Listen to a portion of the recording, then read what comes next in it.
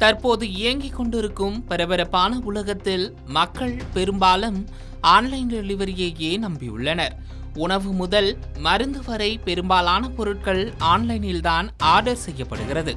இந்நிலையில் பிரபல ஆன்லைன் வணிக தளங்கள் விஷத்தன்மை கொண்ட பொருட்களை விற்பனை பட்டியலில் வைத்துள்ளதாக கூறி கர்நாடக அரசு அவற்றிற்கு வழங்கியிருந்த உணவு விற்பனைக்கான உரிமத்தை ரத்து செய்திருப்பது பெரும் பரபரப்பை ஏற்படுத்தியுள்ளது.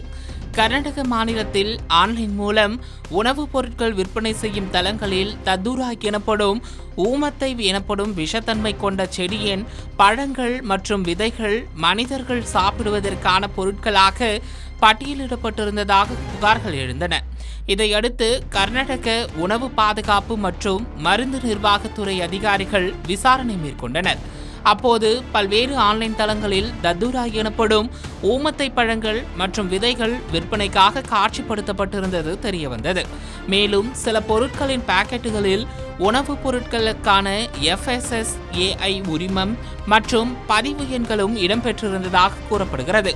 சில பொருட்கள் கிடங்குகளில் சேமித்து வைக்கப்பட்டிருந்ததும் ஆன்லைன் தளங்கள் மூலம் விற்பனை அல்லது விநியோகத்திற்காக வழங்கப்பட்டிருந்ததும் விசாரணையில் தெரியவந்ததாக கூறப்படுகிறது.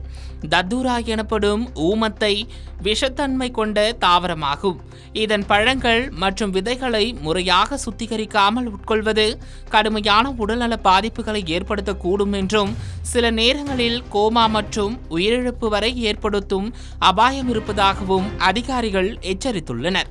இதனால் தத்தூரா பழம் மற்றும் விதைகளை உணவுப் பொருட்களாக சேமிப்பது, விற்பனை செய்வது அல்லது விநியோகிப்பது அனுமதிக்க முடியாது என உணவு பாதுகாப்புத்துறை தெரிவித்துள்ளது.